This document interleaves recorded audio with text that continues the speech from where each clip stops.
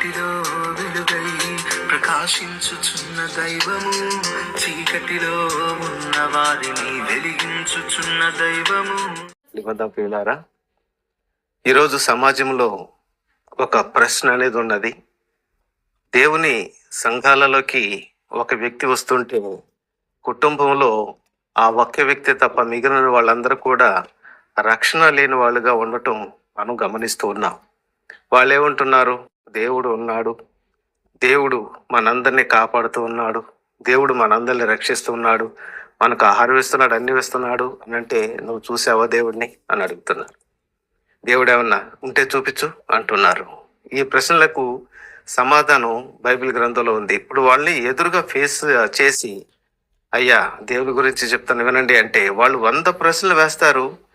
ఆ 100 ప్రశ్నలకు సమాధానాలు బైబిల్ గ్రంథంలో ఉన్నాయి, కానీ వినడానికి వాళ్ళకి ఓపిక లేదు. ప్రియులారా, ఇప్పుడు దేవుడిని ఎలా తెలుసుకోవాలి అనేటువంటి ఒక విషయాన్ని బైబిల్ గ్రంథంలో నుంచి మనం ఆలోచిద్దాం. దేవుడు అంటే, దేవుడిని ఎలా తెలుసుకోవాలి? దేవుడు అంటే దేవుడు కనిపిస్తాడా? దేవుడు కనిపించడే.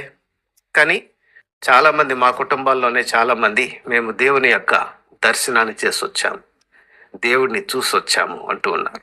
మరి కొన్ని సందర్భాలలో బైబిల్ గ్రంథంలో మనం ఆ యొక్క బైబిల్ గ్రంథంలో ఉన్నటువంటి కొన్ని గ్రంథాలలో మనం యెషయా గ్రంథం కానీ అలా న్యాయాధిపతుల గ్రంథాలు ఇవాళ మనం పరిశీలిస్తూ వస్తున్నప్పుడు, నేను దేవుడిని చూశాను కాబట్టి చనిపోతాను అని ఒక వ్యక్తి అన్నాడు. కానీ చనిపోలేదు. కానీ అతను చూసింది దేవుడిని కాదు, దేవదూతను అన్న విషయం అక్కడ మనకు స్పష్టంగా బైబిల్ గ్రంథాన్ని పరిశీలిస్తే మనం తెలుసుకోగలం. ప్రియులారా, ఇప్పుడు మరి దేవుడు ఎలా తెలుసుకోవాలి దేవుడిని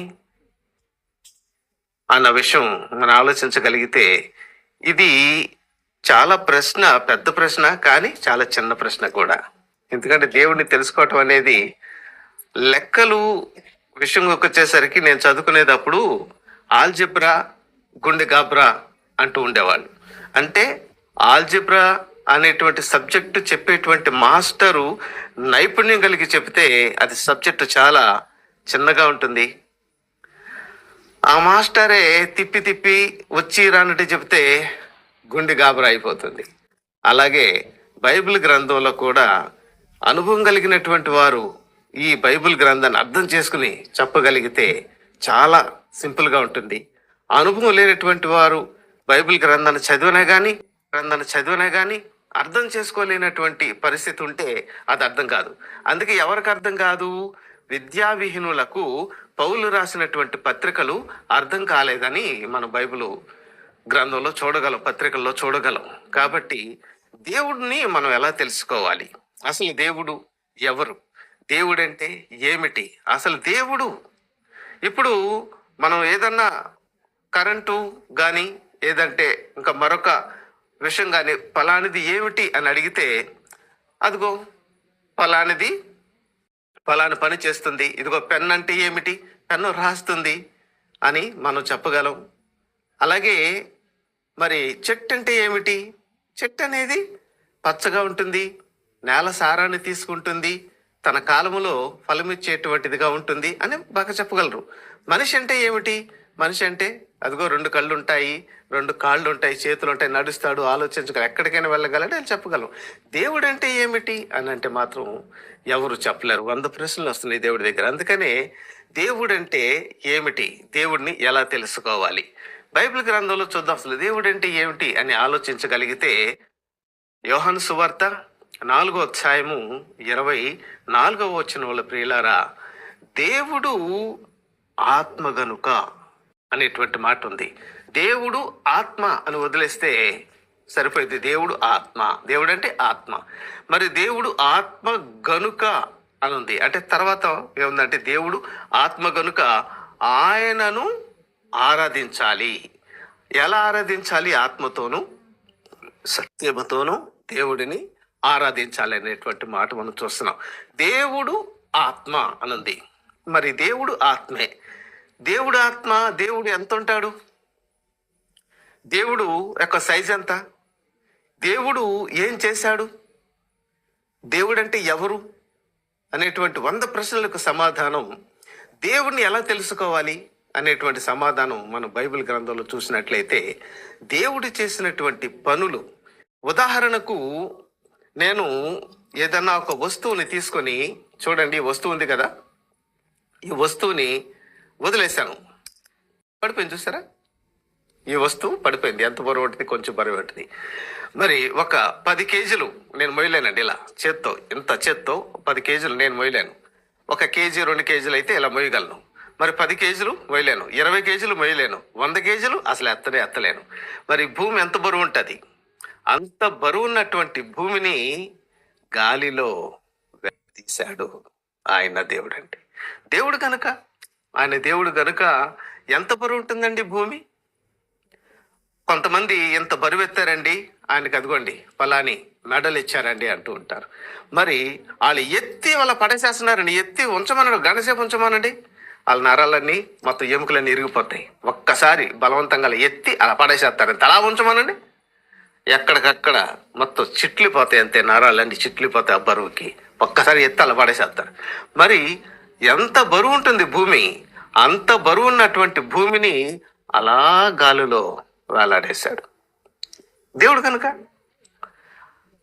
మరి దేవుడు సైజ్ ఎంత? దేవుడు చేసేటువంటి పనులేంటి? అంత భూమిని అలా వేలాడదీశాడంటే దేవుడు ఎంత గొప్పవాడు. సొలొమోను ఆలయాన్ని కట్టేటువంటి పరిస్థితిలో, నేను ఆలయాన్ని కడతాను, నీ తండ్రి అయినటువంటి దావీదు కూడా నాకు ఆలయాన్ని కట్టాలి అని అనుకున్నాడు. అతని చేతులు రక్తంతో తడిశాయి. కాబట్టి అతను నా ఆలయం కట్టడానికి వీల్లేదని నేనే చెప్పాను, నువ్వు కడతాన్నావు కదా, కడితే మరి సైజు చెప్తాను విను అన్నారండి. దేవుని యొక్క సైజు నేను చెప్తాను విను, నువ్వు కట్టేటువంటి ఆలయము ఎలా ఉంటుందో అని చెప్తూ, ఆకాశం ఉందే, ఎంత పెద్దదండి ఆకాశం? చాలా పెద్దది. మరి మన అమెరికా వెళ్ళామనుకోండి, భూమి కింద భాగం ఆకాశం కనిపిస్తుంది. ఎక్కడున్నా అనుకోండి ఆకాశం కనిపిస్తుంది. ఎక్కడ ఎంత పెద్దదండి ఆకాశం? ఈ ఆకాశము నా సింహాసనము. మరి కొలత చూడు. రైట్, ఆకాశము నా సింహాసనము, భూమి నా పాదపీఠము అన్నాడు ఆయన. భూమి నా పాదపీఠము అంటే ఒక పాదము పెట్టుకునేటువంటి పీఠము. ఒక పాదమే. మరి రెండో పాదం ఎక్కడ? ఏమండి, రెండవ పాదం ఎక్కడ? ఇప్పుడు దేవుడు భూమి మీద ఒక్క పాదాన్ని పెట్టుకునేటువంటి పాదపీఠము అన్నారు. దేవుడు అంటే ఎవరో తెలుసా? దేవుడు భూమి అనేది పాదపీఠం అంటే భూమి క్రింద, భూమి మీద ఎంతమంది మనుషులు బ్రతుకుతున్నారు, ఎన్ని జీవచరాలు బ్రతుకుతున్నాయో, ఎన్ని సముద్రాలు ఉన్నాయో, గొప్ప గొప్ప సముద్రాలు, గొప్ప గొప్ప అరణ్యాలు. అమెజాన్ అరణ్యంలో ఇప్పటి వరకు ఏం జరిగిందో ఏముందో ఇప్పటికీ కూడా చాలా మందికి తెలియదంట. అక్కడ ఏమేమి ఉన్నాయి కూడా, అంత పెద్ద అరణ్యం. ఇది భూమి మీదే ఉంది. ఎడారులు ఉన్నాయి, సముద్రాలు ఉన్నాయి, ఇవన్నీ కూడా ఆయన పాదము క్రింద ఉన్నాయి. భూమి మీద ఉన్న మనుషులందరూ కూడా ఆయన పాదాల క్రింద ఉన్నారు. That is God. దేవుడు కనుక రెండవ పాదం ఎక్కడుంది? రెండవ పాదము పెట్టుకోవడానికి ఎన్నో గ్రహాలు ఉన్నాయేమో. రెండవ పాదం ఎక్కడుందో? ఒక్క పాదము పెట్టుకునేటువంటి పాదపీఠము భూమి. ఇకపోతే దేవుడు ఎవరు? మరి దేవుడు నాకేం చేశాడు అని అంటూ ఉన్నారు కదా మనుషులు. దేవుడు మొట్టమొదటిగా ఆదికాండం మనం చదవగలిగితే, ఆదికాండంలో దేవుడు భూమిని, ఆకాశమును, జలములను వర్షణ చేస్తూ, కొంతమంది అడుగుతారు, ఇదిగో దేవుడు ఎవరు అంటే దేవుడు చెప్తూ ఉన్నాం. మరి దేవుడు ఎవరు? వాళ్ళు అడుగుతూ ఉంటారు ఏంటంటే, గుడ్డు ముందా చెట్టు ముందా అని నన్ను అడుగుతున్నారు. గుడ్డు ముందా చెట్టు ముందా నువ్వు చెప్పు. నేనే నిన్ను అడుగుతున్నాను, గుడ్డు ముందా పక్షి ముందా? పక్షి ముందా, గుడ్డు ముందా, విత్తనం ముందా, చెట్టు ముందా అనేటువంటి మాటలు అడుగుతూ ఉంటారు. అయ్యా విను, విత్తనములిచ్చు చెట్లను దేవుడు చేశాడు ఆయన నోటి మాటతో. పక్షులను ఆయన సృజించాడు, అవి గుడ్లు పెట్టి వాటి యొక్క సంతతిని విస్తరించుకోవటానికి. సముద్రములను దేవుడు చేశాడు, భూమిని, దానిలో ఉన్నటువంటి సమస్తమును దేవుడు చేసి, అన్ని రోజులు 6 రోజులు భూమిని చేసి, భూమిలో ఉన్నటువంటి సమస్తమును చేసి, 6వ రోజున మనిషిని నిర్మించాడు. ఎలా నిర్మించాడు? మొట్టమొదట మనిషి మంటిలో నుండి తీశాడు. భూమిలో లోపల భాగంకి వెళ్తే అగ్నిమయముండును అని యోబు గ్రంథంలో మనం చూస్తాం. భూమి లోపల భాగానికి వెళితే ఎలా ఉంటుందంట? అగ్నిమయమై ఉంటుందంట భూమి. ఆ మండుచున్నటువంటి ఆ మంటిలో నుండి ఆయన మనిషిని చెక్కినప్పుడు ఆ మనిషి మట్టి బొమ్మగా ఉన్నాడు. మట్టి బొమ్మగా ఉన్నటువంటి ఆ మనిషి మాటలాడలేడు. మనం కూడా చిన్నపిల్లలుగా ఉన్నప్పుడు మట్టి బొమ్మలు చేస్తాం. ఇప్పటికైనా మట్టి బొమ్మను చేసి ఒక చీపురు పుల్లలతో చేతులు చేస్తే ఎలా ఉంటుంది? చెయ్య ఎలా తిరుగుతూ ఉంటుంది. మరి ఎలా అందో ఇంకా ఇక చేతులు కూడా వేళ్ళు చిన్న పెడతాం. అది ఎలా అందో ఎలాగుంటుంది? మన బొమ్మలు అవి. ఆ మట్టి బొమ్మను చేసి నాసికారంధ్రము అంటే ముక్కు, ఈ నాసికారంధ్రములలో ఆయన జీవవాయువు. దేవుడు ఆత్మ గనుక, ఆత్మ అంటే జీవింపజేసేటువంటి జీవవాయువు కలిగినటువంటి వాడు. ఆ జీవవాయువు కలిగినటువంటి ఆయన యొక్క జీవవాయువు అని ఊదాడండి. ఊదేసరికి మనిషి లోపలికి అలా వెళ్ళి ఆ నిర్మాణం ఒక్కసారి స్టార్ట్ అయిపోయింది. చూసారా, ఈరోజు ఎప్పుడైతే ఈ ఊపిరి ఆగిపోతుందో మనిషి చచ్చిపోయినట్టే. అందుకనే ఏదైనా దెబ్బలు తగిలినప్పుడు కానీ, ఎవరైనా నీట మునిగినప్పుడు కానీ, ఏదైనా ప్రమాదం జరిగినప్పుడు కానీ ముక్కు మీద ఇలా చెయ్యేసి గుండె మీద చెవి పెట్టి చూస్తూ ఉంటారు బ్రతుకున్నాడా లేదా అని. ఈ నాసిక రంధ్రములలో జీవవాయువు ఊదగా నరుడు జీవాత్మ అయ్యాడు, చెల్లిస్తూ ఉన్నాడు. రైట్. మొట్టమొదట మనిషి ఆదాము. ఆ ఆదాముని దేవుడు చేశాడు. మొట్టమొదటి మనిషి ఆదామే.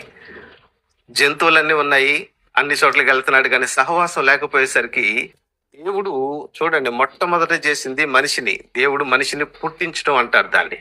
చేశాడు, నిర్మించాడు. మరి అవ్వల వచ్చింది అంటే ఒక పక్కటెముకని తీసి ఆ ప్రక్కటెముకను స్త్రీనిగా నిర్మించి మరలా శ్వాస వదలేదండి. ఆవిడికి మరలా శ్వాస వదలేదు. ఈ జీవంలో నుంచే ఒక భాగాన్ని తీసి ఎదురుగుండా నిలబెట్టాడు. రెండవ నిర్మాణము స్త్రీ. ఇక మూడవ పుట్టుకలు ఎన్ని రకాలు? మొట్టమొదట మట్టి నుండి పుట్టుక, 2 మనిషి నుండి పుట్టుక, 3 మనుష్యుల కలయిక నుండి పుట్టుక. ఈ మూడవ దాన్ని చూస్తున్నారు కానీ మొదటి 2 ఎవరికి అర్థం కావట్లేదు ప్రియులారా. మొదటి 2 ఎవ్వరికి అర్థం కావట్లేదు. ఈ మొదటి 2 అర్థమైతే దేవుడు అర్థం అవుతాడు. అంత గొప్పవాడు దేవుడు. ఇప్పుడు స్త్రీ పురుషులు లేకుండా ఆదాము ఎలా వచ్చాడు అని అంటున్నారు. యేసుక్రీస్తు పుట్టుకను కూడా ఇప్పటికి కూడా ఎంతో మంది నిందిస్తున్నారు, అవమానిస్తున్నారు, హేళన చేస్తూ ఉన్నారు. స్త్రీలో నుంచి వచ్చేద్దా పురుషుడు లేకుండా అని చెప్పేసి కొంతమంది కొన్ని రకాల అసభ్యకరమైనటువంటి విధంగా మరియను గురించి మాట్లాడటం హేతువాదులు కావచ్చు, మతోన్మాదులు కావచ్చు, ఈ విధంగా మాట్లాడటం మనం చూస్తూ ఉన్నాం. దేవుడు అర్థమైతే, దేవుని యొక్క గొప్పతనం అర్థమైతే, దేవుని యొక్క సైజు, దేవుని యొక్క ఆకారము, దేవుడు చేసినటువంటి పనులు నీకు తెలిస్తే ప్రియులారా, నువ్వు ఎలా మాట్లాడు. ఇంకా మనం దేవుడు ఎవరు అని అడగాల్సి వస్తే ఇప్పుడు మనం తండ్రిని అడుగుతాం, నాన్న దేవుడు ఎవరని. ఏ కుటుంబంలోనైనా కుమారుడు తండ్రి ఏ విధమైనటువంటి దైవాన్ని పూజిస్తూ ఉన్నాడో కుమారుడు కూడా ఆ విధమైనటువంటి దైవాన్నే పూజిస్తూ ఉండటం అనేది మనం చూస్తూ ఉంటాం ప్రియులారా. మరి కుమారుడు ఎవరిని అడగాలి? దేవుడు ఎవరని ఆ తండ్రిని అడగాలి. ఆ తండ్రి దేవుడు పలాని అని చెప్తాడు. అదిగో దేవుడు నాయన ఆత్మ, లేకపోతే దేవుడు పలానాయన. ఆయనకి ఎవరు చెప్పారు దేవుడు అని వాళ్ళ నాన్న అడగాలి. ఇలా అడుగుతూ అడుగుతూ అడుగుతూ వాళ్ళ నాన్నని అడుగుతూ వెళితే చిట్ట చివరిగా ఒక మనిషి తేల్తాడు. ఆయనే ఆదాముని అడగాలి. ఆదాముని అడిగితే దేవుడు ఎవరు అని అడగాలి. దేవుడిని ఎవరు అని అడిగితే ఆదాము చెప్తాడు, అదిగో దేవుడైనా యెహోవా. చల్లపూటనంట, ఒక చల్లపూట దేవుడు ఎందుకు వచ్చాడట? తోటలోకి వచ్చి ఆదామా నువ్వేం చేస్తున్నావు అని అడిగాడట. నీ మాట విన్నప్పుడు నేను దిగంబరిగా ఉన్నాను, నేను దాక్కున్నాను. తప్పు చేసి మనిషి దాక్కున్నాడు, ఒక్కసారి తప్పు చేశాడు, అదిగో ఆయన దేవుడు. ఆదాముని అడిగితే చెప్తాడు దేవుడు ఎవరు అని, అదిగో ఫలానా ఆయన దేవుడు అని. ఇక చాలా మంది అంటున్నారు భాషలండి, ఈ భాషలలో వచ్చేయండి అని, భాషలలో వచ్చేయండి అని. మనుషులందరూ కూడా భూమి మీద ఫలించి అభివృద్ధి చెంది భూమిని నిండించాలనేది దేవుని ఆలోచన అయితే, వాళ్ళు భూమి మీద 11వ అధ్యాయము, ఆదికాండము 11వ అధ్యాయం దగ్గరకు వచ్చేసరికి వాళ్ళు ఒక గోపురాన్ని కట్టుకుని, ఈ గోపురం ఎంత దూరం వెళ్ళా కానీ ఈ గోపురం కనపడే అంత దగ్గరలోనే మనందరం ఉందామని ఆలోచిస్తే, పిచ్చోళ్ళారా, నా ఆలోచన అది కాదు. ఇంత పెద్ద భూమి ఉంది కదా, అదిగో చాలా అనువైనటువంటి నివాసానికి అనువైనటువంటి ప్రదేశాలు చాలా ఉన్నాయి, కాబట్టి మీరు ఒక్క చోట ఉండకూడదు, మీరు అనేక చోట్లకు వెళ్ళిపోవాలి అని దేవుడు ఏం చేశాడంటే, వాళ్ళు నరులు కట్టినటువంటి ఏదైనా ఒకే భాష భూమి మీద ఉంది కాబట్టి ఏదైనా సరే వాళ్ళు చేసేస్తారు, వాళ్ళు భాషలు తారుమారు చేద్దామని చెప్పేసి దేవుడు భాషలు తారుమారు చేశాడు. దేవుడికి భాషలన్నీ వచ్చు. ఏ భాషలో నువ్వు పిలిచినా దేవుడు పలుకుతాడు, ఎందుకంటే భాషలు తారుమారు చేసిందే ఆయన. కాబట్టి భాషలు తారుమారు చేసింది ఎవరు? దేవుడే. భాషలు తారుమారు చేసి ఆయా ప్రాంతాలకు, ఈ ప్రాంతంలో మనం ఉండాలి, ఈ ప్రాంతంలో ఉండాలి. ఇప్పుడు దేవుడు ఎవరు అనేటువంటిది ఒక్కసారిగా వీళ్ళందరూ విడిపోయేసరికి వీళ్ళకి పైన ఆయనే దేవుడు అని చెప్పేటువంటి ఒక వాళ్ళు లేక, వాళ్ళ ఇష్టానుసారంగా ఈయన దేవుడు ఆయన దేవుడు అని అనుకుంటూ వచ్చారు పిల్లారా. అది అబద్ధం అనేది ముందు వెళ్ళిపోయింది, నిజం అనేది వెనకాల వస్తుంది. ఒక కుందేలు తాబేలు పరుగు పందెం పెట్టుకున్నాయట. మనకు కథ బాగా తెలుసు. కుందేలు వేగంగా వెళ్ళిపోయి చాలా దూరం వెళ్ళిన తర్వాత తాబేలు చాలా వెనుకుందట. ఆ తాబేలు వచ్చేసరికి ఒక నిద్ర తీద్దామని చెట్టు దగ్గర నిద్రపోయి చూసేసరికి తాబేలు ముందు వెళ్ళిపోయి గీత దాటిస్తుందంట. కాబట్టి నిజం అనేది నిదానంగా వస్తుంది, అబద్ధం అనేది ముందుగా వెళ్ళిపోతుంది. ప్రపంచంలో అబద్ధం అనేది చాలా పెద్ద పెద్ద చెట్లు మొద్దులాగా పెద్ద పెద్ద వేళ్ళు వేసుకుని ఊనిపోయింది ప్రియులారా. దాన్ని చీల్చాలంటే వాక్యం అనేది 2 అంచులు కలిగిన ఖడ్గం లాంటిది, బండలు బద్దలు కొట్టేటువంటి సుత్తు లాంటిది, ఎంత పెద్ద మరి ముద్దునైనా కాల్చగలిగినటువంటి అగ్ని లాంటిది, ఎంత మురికినైనా కడిగేటువంటి ఉదకము లాంటిది. కాబట్టి వాక్యంతో సమాధానం చెప్పాలి ప్రియులారా. వాక్యంతో సమాధానం చెప్పి మనము దేవుడు ఎవరు అనేటువంటి విషయాన్ని వాళ్ళకి అర్థమయ్యేలాగా చెప్పాలి. దేవుడు చేసినటువంటి పనులు ఏం చేస్తున్నాడు చూడండి. దేవుడు ఏం చేస్తున్నాడు? గ్రంథము 55వ అధ్యాయము 10వ వచనంలో, వర్షమును హిమమును ఆకాశము నుండి వచ్చి అక్కడికి ఎలాగూ మరలక భూమిని తడిపి విత్తువానికి విత్తనము భుజించువానికి ఆహారమును కలిగొట్టకే అది చిగిరి వర్ధిల్లునట్లు చేయును, అలాగే నా నోట నుండి వచ్చు వచనము ఉండును. దేవుడు లేడు అనేటువంటి వాళ్ళు వర్షం ఎక్కడి నుంచి వస్తుందో చెప్పాల. వర్షం ఎక్కడి నుంచి వస్తుంది? ఇంకా దేవుడు లేడు అనేటువంటి వాళ్ళు ఆయన యొక్క దేవుడు గురించి తెలియశక్యమైనది ఏదో అది వాళ్ళకి విశదమై ఉన్నది అని ఎక్కడుంది ప్రియులారా? రోమాపత్రిక 1వ అధ్యాయము 18 నుండి క్రిందకి నేను చదువుతున్నాను. దుర్నీతి చేత సత్యమును అడ్డగించు మనుషుల యొక్క సమస్త భక్తిహీనత మీదను దుర్నీతి మీదను దేవుని కోపము పరలోకము నుండి బయలుపరచబడుచున్నది. ఎందుకనగా దేవుని గూర్చి శక్యమైనదేదో అది వారి మధ్య విశదమై ఉన్నది, దేవుడు అది వారికి విశదపరచెను. ఆయన అదృశ్య లక్షణములు అనగా ఆయన నిత్యశక్తి, దేవత్వము, జగదుత్పత్తి మొదలుకొని సృష్టింపబడిన వస్తువులను ఆలోచించటం వలన తేటపడుచున్నవి గనుక వారు నిరుత్తరులై ఉన్నారు. మరియు వారు దేవుని ఎరిగియు ఆయనను దేవునిగా మహిమపరచలేదు, కృతజ్ఞతాస్తుతులు చెల్లింపలేదు, గాని తమ వాదముల యందు వ్యర్థులైరి. దేవుడు ఆయన యొక్క నిత్యశక్తి, దేవత్వము ఎప్పటి నుంచి ఉందంట? జగదుత్పత్తి మొదలుకొని ఆయన యొక్క నిత్యశక్తి. ఒక సూర్యుని మీరు తీసుకోండి, జగదుత్పత్తి మొదలుకొని మనిషి పుట్టుకకు ముందే సూర్యుడు, చంద్రుడు, నక్షత్రాలు చేశారు కదా.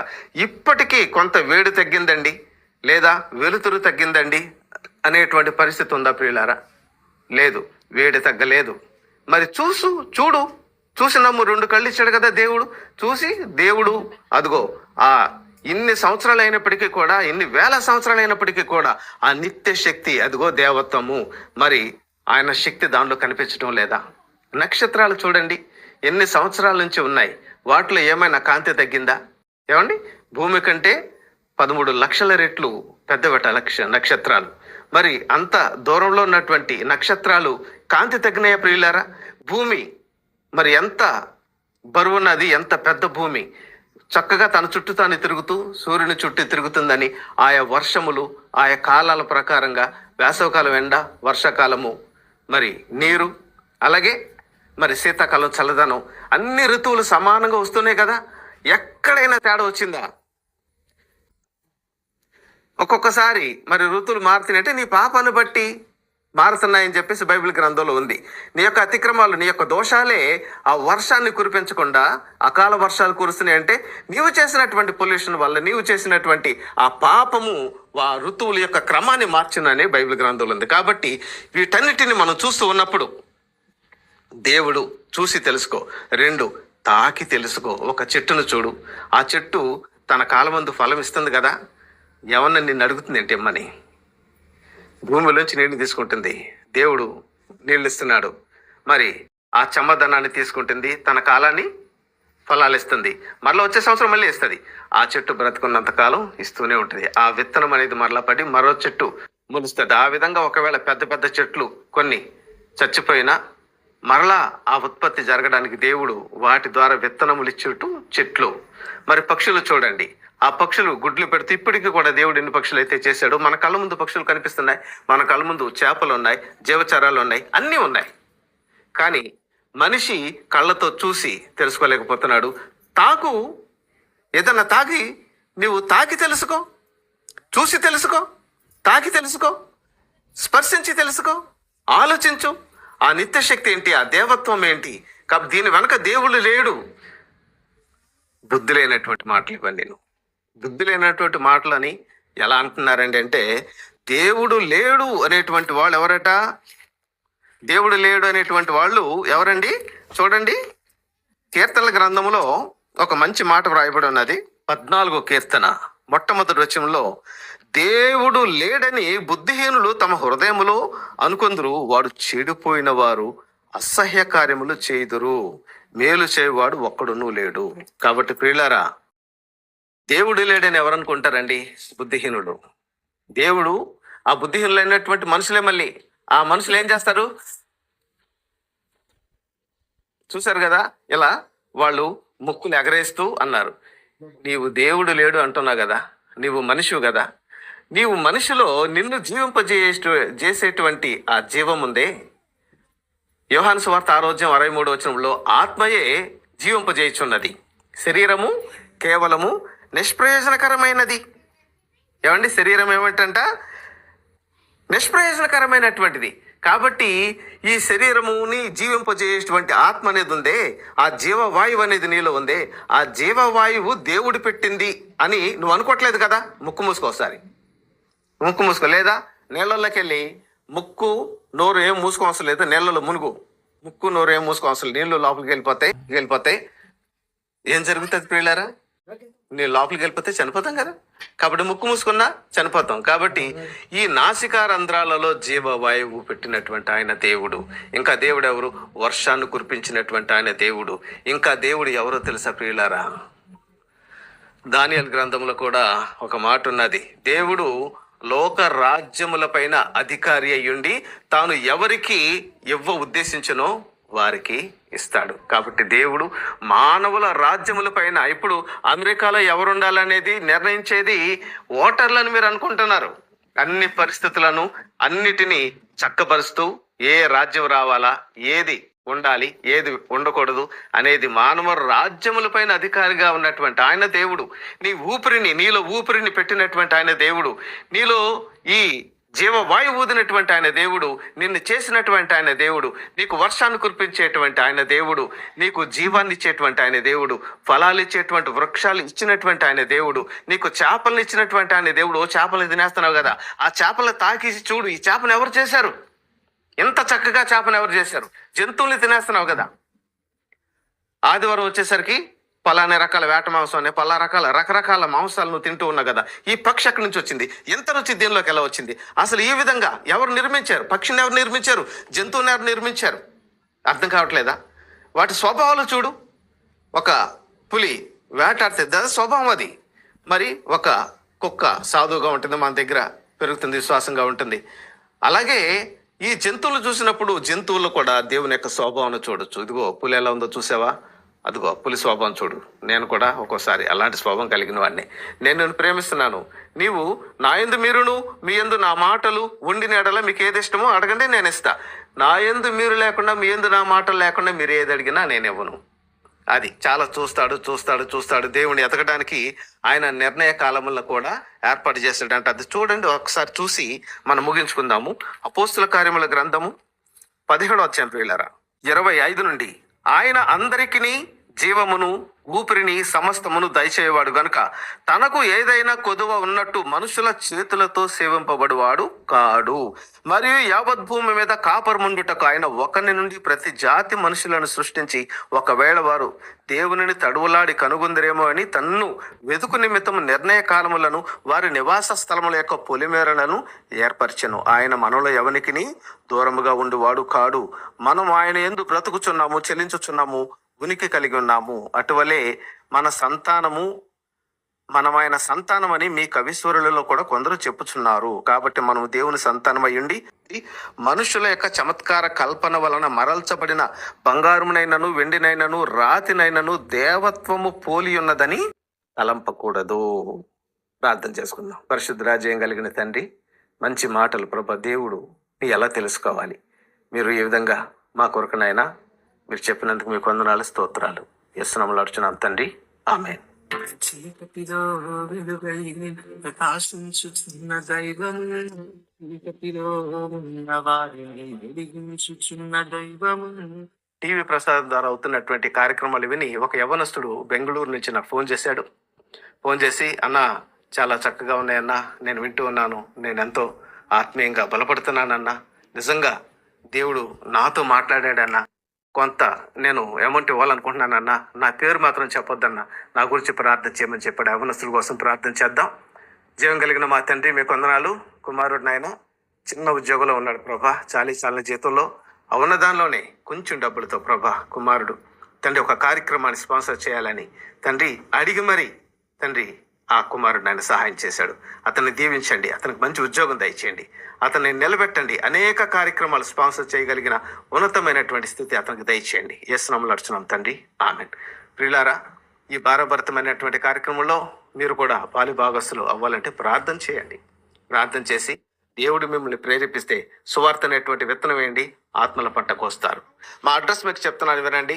దొర్ల సరోవరము, సాగరం విలేజ్, మాడుగుల మండలము, అనకాపల్లి జిల్లా, ఆంధ్రప్రదేశ్. మా పోస్టల్ అడ్రస్సు దాసి షాలేంరాజు శ్రీహరిరావు, డోర్ నెంబర్ 51-6-10, నక్కవానిపాలెం, సీతమ్మధార, విశాఖపట్నం. ఏదైనా ఉత్తర ప్రత్యుత్తరాలకు మాకు మీరు ఉత్తరం రాయటం ద్వారా, పోస్టల్ అడ్రస్ ద్వారా మమ్మల్ని కాంటాక్ట్ అవ్వండి.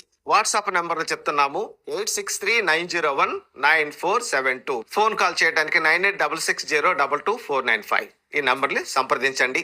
దేవుడు మిమ్మల్ని దీవించును గాక. అందరికి వందనాలు. సెలవు.